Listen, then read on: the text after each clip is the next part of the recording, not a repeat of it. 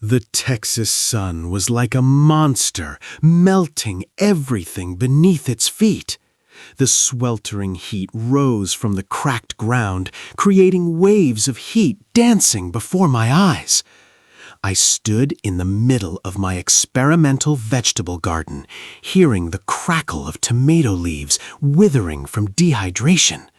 The lush green I had painstakingly cared for over the past 6 months was now just patches of sickly yellow, drooping miserably. I reached out to touch the soil, feeling it bone dry and burning like ashes from a volcano. Tiny dust particles crept into the crevices of my fingernails, reminding me of the brutality of this record-breaking drought. Click. Click. That was not the sound of irrigation water. That was the sound of the main water valve leading to my garden being sealed shut with a layer of cold epoxy resin. Right next door, just across an oak fence, the sound of another world was echoing. The thud of someone jumping into the water. The shrill laughter of Sloane, my sister-in-law, rang out with triumph and condescension. "This is so refreshing, Mom. The pool water is as cold as Scandinavia." I could smell the pungent scent of chlorine wafting over the fence, an artificial fragrance that insulted this parched space. My heart tightened, a sharp pain running down my spine as I saw the giant sprinkler spraying rainbow arcs into the air. They were wasting thousands of gallons of water just to cool the pool surface for a leisurely afternoon. Meanwhile, they cut off the only lifeline of hundreds of green sprouts that I treated like my own children. I looked down at my hands, my knuckles white from clenching. The anger did not flare up like fire. It simmered and thickened like molten asphalt. "Jack! Stop standing there peeping like a pervert!" Sloane shouted from the pool, her voice carrying an undisguised contempt. "Water is for those who know how to enjoy it, not to be poured into your pile of mud." I remained silent, picking up a handful of dry soil and letting it flow through my fingers. The Texas wind blew that dust away, carrying it toward their magnificent mansion. I swore in my heart, with all the pride of an irrigation engineer, that I would make them taste the thirst. This would be the last summer they were allowed to be arrogant over the lives of others. This contempt was nothing new. It had sprouted since the first day I stepped into the Ashford mansion. The Ashford clan always prided themselves on their old money Texas blood, wealth built on land and privileges from the last century. They looked at me as a lucky stranger who stumbled into high society through my marriage to Emily. In the eyes of Mrs. Lillian, my mother-in-law, I was just a technician with a degree. Mrs. Lillian often sighed, using her monogrammed handkerchief to dab lightly at her nose whenever I passed by, as if my presence was an air pollutant to their purity. They didn't understand, or deliberately didn't want to understand, that an irrigation engineer is the one who controls the lifeblood of this entire arid region. For 3 years, I had quietly repaired their outdated water filtration system, saving the lush lawn they took pride in. I did it all without a word of thanks, receiving only condescending looks from dinner parties. Sloane frequently mocked my mud-stained protective clothing when I returned from construction sites. "Jack, are you planning to bring that stench to the dinner table tonight?" she asked with a look of pure disgust, much like how Sutton looked at Adeline in the wedding dress fitting. Emily, my wife, could only bow her head in silence, her thin shoulders shaking from the pressure of her mother and sister. This injustice was like a layer of sediment, thickening over time at the bottom of my heart. Everything got worse when I used all my personal savings to buy the wasteland behind the mansion. That land is only rocks and cacti. Are you planning to raise rattlesnakes there? Sloane laughed heartily in front of guests at a tea party. Mrs. Lillian added a stab with a sweet but venomous voice. Let him do it, Sloane. At least that weird hobby keeps him away from our main hall. They considered my land a trash pile, a place containing the failure of someone not of the same class. But they didn't know that I had spent hundreds of sleepless nights studying old cadastral maps. I found parchment scrolls from 1920 forgotten in the basement of the county library. That wasteland was not worthless at all. It sat right on the main underground aquifer where the central control valve for this entire area was located. During the peak drought days, when the Texas government began declaring a state of emergency, they became even more dictatorial. They took it upon themselves to cut off my water to maintain their luxury. They treated water as private property, a privilege of the noble Ashford family. Watching Emily grow thin from having to mediate between me and her family broke my heart. I remembered the times Mrs. Lillian used her sacrifice to force me to concede. Jack, you have to think about the family. Sloane's Pool is where we host distinguished guests. Is a small vegetable garden worth anything compared to the Ashford name? They always turned their desires into my responsibility, my happiness into their burden. But this time they went too far. Sealing my water valve with epoxy was a public declaration of war. I stood in my cramped office, looking at the newly reconfirmed water rights map. Beneath my feet was a complex network of pipes, and I was the one who held the key. I was no longer the submissive son-in-law who specialized in fixing their pipes. I felt a terrifying calm spreading through my mind, like the lake's surface before a storm. My patience had run dry, along with the last drops of water in my garden. Now, my counterattack plan was ready. I would wait until the peak heat of August arrived. I would wait until Mrs. Lillian's anniversary party took place, when hundreds of VIP guests flocked here. That would be the time I taught them the true value of a drop of water.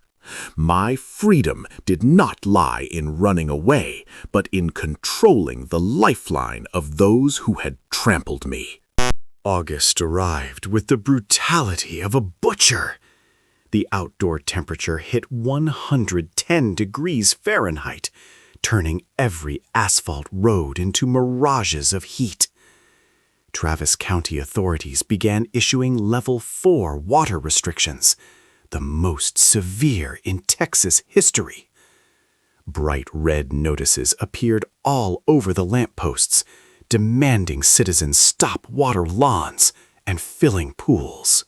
But inside the gates of the Ashford mansion, rules seemed like a luxury concept meant only for the poor. Mrs. Lillian still nonchalantly ordered gardening teams to transport illegal water trucks at night to maintain the lawns green. They used power and money to slip through the cracks of the system, disregarding the thirst of this dying land. Sloane still lay by the pool, sipping a shaved ice cocktail, her skin glossy under a layer of expensive sunscreen. "Jack, the water pressure in the outdoor shower is a bit weak. Go check it immediately," she ordered, without bothering to take off her sunglasses. I stood in the shade of the porch, clutching the technical drawings I had just printed. Sloane, the city is tightening quotas. We shouldn't force the system to overwork, I replied, keeping my tone steady. She burst out laughing, a dry laugh like gravel rubbing together. Rules are for those who don't have the Ashford name. Don't you understand yet? Just do your job, plumber boy, and don't lecture us on how to spend our assets. I turned away, the darkness of the resentment in my heart beginning to thicken into a specific plan of action. The following nights, I no longer slept in the sweltering attic room. I spent hours in the dusty basement of the Austin County Archives. The smell of rotting old paper and dirt clung to my clothes, but my mind had never been clearer. I flipped through the pages of yellowed cadastral records from the 1920s, back when this land was still wild cattle ranches. My fingers trembled when I found a hand-drawn map in India ink, signed by the governor of that time. The wasteland I had bought was actually Irrigation Node number 01. It contained what is called senior water rights, an ancient but absolutely valid legal privilege in Texas. The document clearly stated that any construction built on the upper land must yield water access priority to the owner of this downstream plot. And more importantly, the main water line for the entire Ashford mansion was illegally installed across my land boundary in the 1950s. I quietly hired a team of trusted technicians from the neighboring county to come whenever the in-laws were away. We installed an electromagnetic sensor valve system hidden beneath the parched soil of the experimental garden. Every turn of the wrench, every weld fixed, carried a sense of liberation. I could control the entire flow leading into the mansion with just a tap on a phone app. This valve system was protected by a reinforced steel casing and programmed to shut down immediately when I activated the emergency command.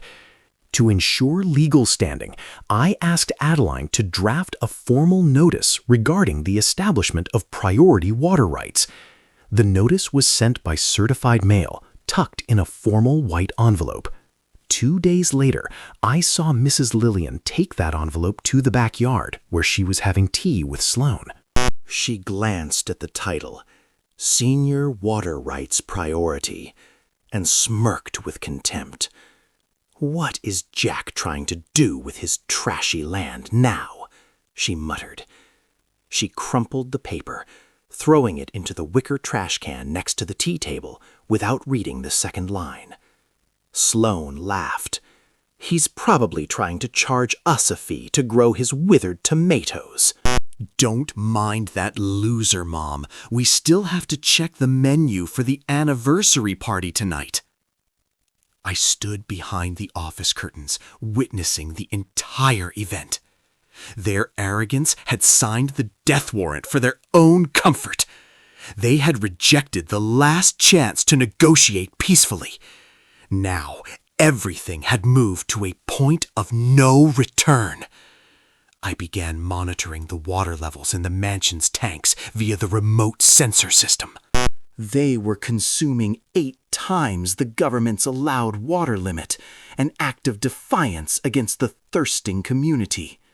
The 30th anniversary party of the Ashford family group was approaching.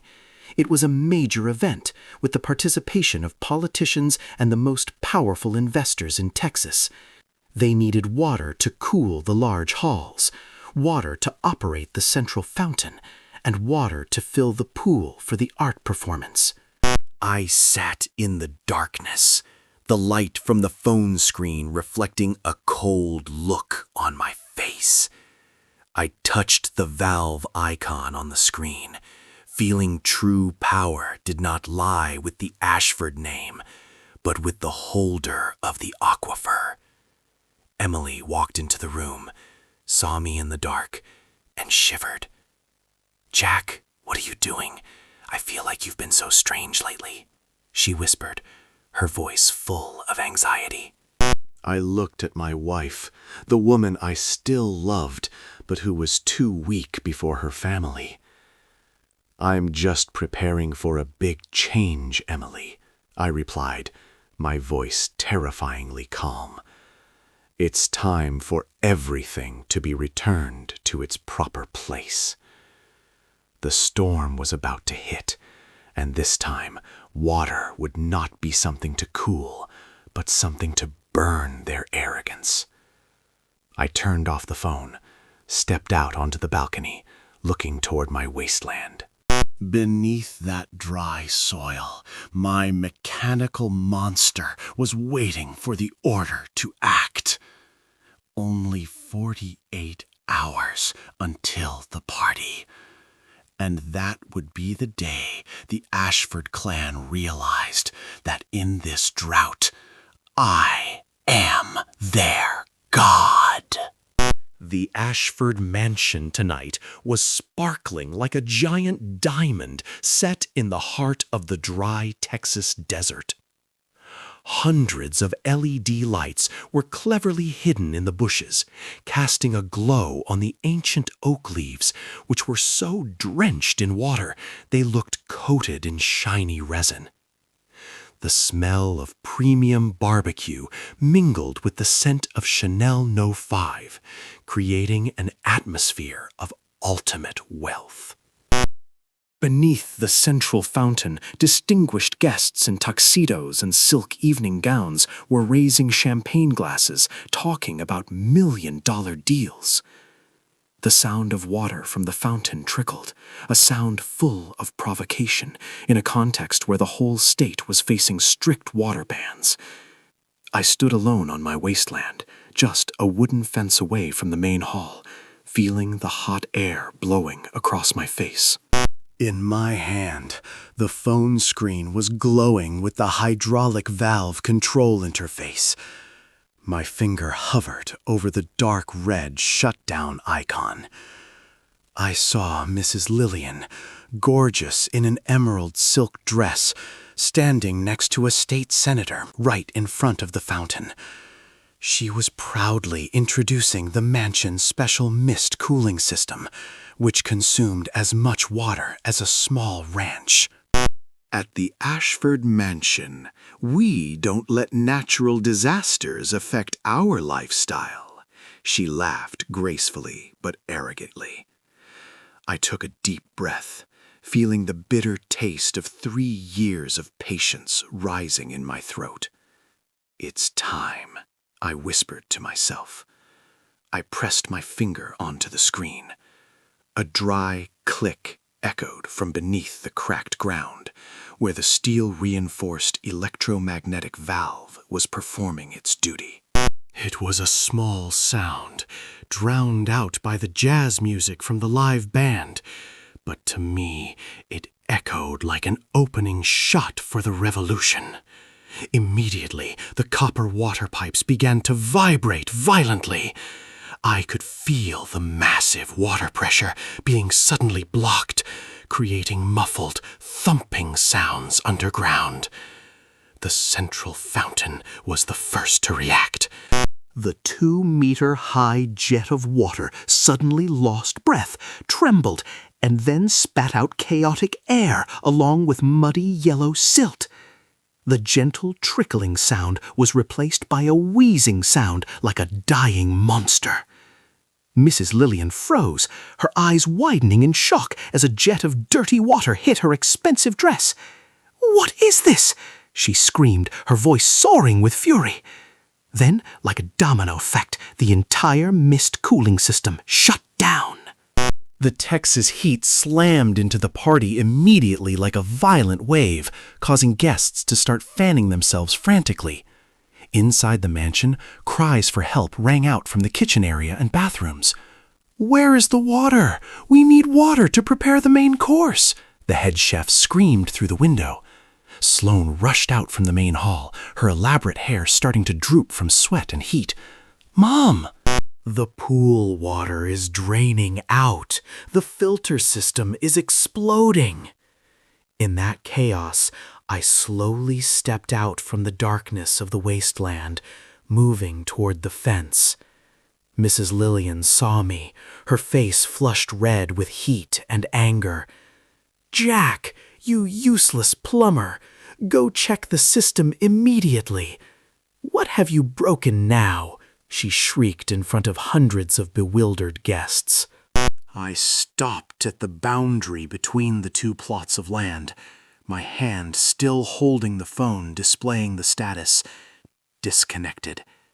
"I didn't break anything, Mrs. Lillian," I replied, my voice so calm it made her go silent for a moment.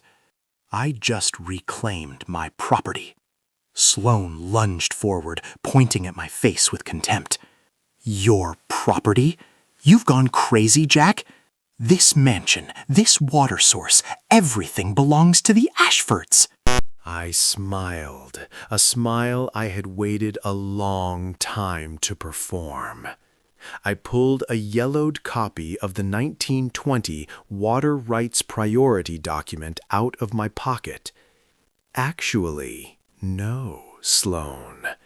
According to federal law and long-standing Texas water rights, this land of mine holds the upstream priority. The entire pipeline into your mansion is illegally running through my land. I sent you a notice 2 days ago, but Mrs. Lillian threw it in the trash without reading it, didn't she?" Mrs. Lillian turned pale, her lips trembling as she saw the court's red seal on the paper. You dare? We will call the police. You are sabotaging private security." "Go ahead and call them," I replied, unfazed. "The police will see that you are the one stealing water from my priority system in the middle of a level 4 drought. And according to the 1950 land sale contract I just found, I have the right to cut all invalid connections passing through my boundary in an emergency." The crowd of guests began to whisper. Phones were brought out to record this humiliating scene. Mrs. Lillian looked around, realizing the Ashford family's reputation was melting faster than the ice cubes in her champagne glass. Sloane tried to lunge over the fence to grab my phone, but I took a step back. "Don't touch my property, Sloane. If you step over this fence, I will sue you for illegal trespassing." The heat grew more intense. The stench from the unflushed pipes began to rise, completely destroying the elegance of the party. The state senator standing next to Mrs. Lillian cleared his throat, looked at her with an awkward gaze, then quietly put down his glass and signaled his driver.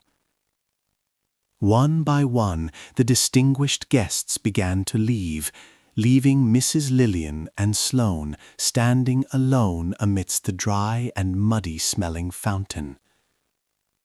"Jack, please, we can negotiate," Mrs. Lillian said, her voice now carrying a lowly tremble. "How much money? How much do you want to open that valve again?" I looked at her, looking at the falsehood collapsing under the LED lights still glowing pointlessly. "Money is no longer important, Mrs. Lillian. I spent 3 years serving this family like an invisible man. You cut the irrigation water for my tomatoes to fill Sloane's pool. Now enjoy your party with this heat and thirst."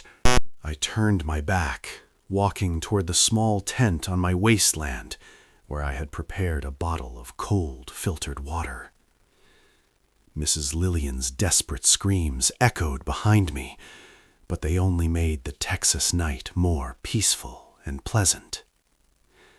The sensor system on my phone reported that the water pressure in my vegetable garden had begun to recover.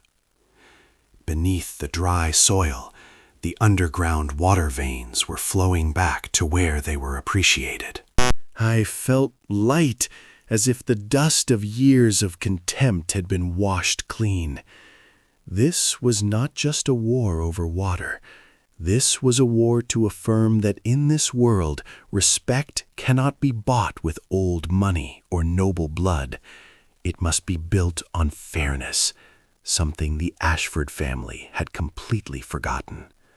I sat down, looking at the mansion sinking into darkness and terrifying silence. The climax was over, and I knew for sure who was holding the lifeline of this land. The next morning's sunlight no longer carried a threat, but a confirmation of my victory. The Ashford mansion lay as still as a stone tomb in the heart of the dry Texas heat.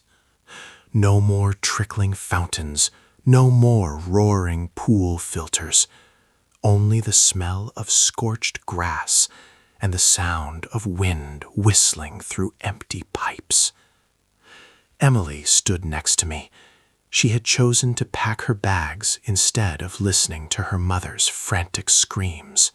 We stood on our wasteland, which had now become the only green oasis in the area. Mrs. Lillian's lawyer had called me 12 times since sunrise. They had tried to find a loophole in the 1920 ownership document, but the legal truth was undeniable. "Jack, they agreed to sign the emergency water purchase contract you requested," Adeline said over the phone, her voice full of a winner's satisfaction. I looked at the electronic contract on the computer screen. The price I set was 50 times the emergency market price, exactly how they had once strangled my finances when I first started my career. If they want to maintain luxury, they must pay the price for their own arrogance, I replied coldly. I watched through the valve system's surveillance camera as Mrs. Lillian signed the contract with trembling hands. As soon as the electronic signature was confirmed, I lightly touched the screen to reopen a minimum flow of water. It was just enough for basic living needs, but it would never be enough to re-green the lawn or refill Sloane's pool. The Ashford lawn will have to die, making way for fairness and my tomatoes. We loaded the last of our boxes onto the truck. I held the hose, spraying a cool stream onto the experimental sprouts, which were starting to revive brilliantly. Looking across the fence, the magnificent mansion now looked pathetic, with patches of brown-gray grass scorched under the hot sun.